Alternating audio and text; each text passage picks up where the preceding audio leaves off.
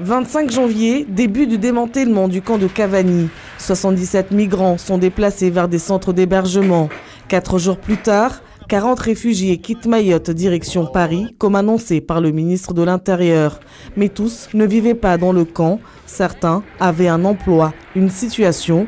Peu importe, pour le gouvernement, il fallait donner un signal fort aux collectifs excédés par l'immigration clandestine.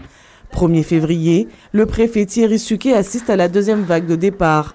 Ce sont 130 migrants qui démontent leurs abris de fortune et quittent le camp. Trop peu, pas assez vite, estiment les Mahorais. Le Premier ministre, Gabriel Attal, demande désormais l'accélération du démantèlement. À ce stade, 200 personnes ont été évacuées, il en reste 500. Je demande une accélération des opérations d'évacuation du camp du stade de Cavani.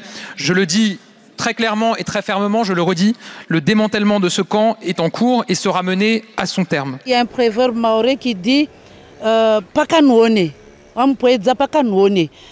qu'on n'a pas vu tous ces bâches-là partir du stade et ces gens-là partir, on ne va pas y croire. Parce que pourquoi on n'y croit pas? Le fait qu'on fait, on démolit ici, mais on les démolit et ça se construit de l'autre côté. Malgré le déploiement des agents de sécurité pour éviter de nouvelles installations, les habitants de Cavani veillent. Pendant notre tournage, ils interceptent ce matelas. Pour eux, aucun doute, il allait servir à d'éventuels nouveaux arrivants dans le camp. On a demandé aux sécurités qui sont laissées par le département d'interdire ce matelas de rentrer là-bas. Et finalement, ils ont laissé le matelas. Nous, on a dit on brûle ce matelas. Il ne va pas rentrer là-dedans parce que tous les jours, il y a des gens qui arrivent. À l'intérieur, les habitants du camp assurent qu'il n'y a pas de nouveaux arrivants.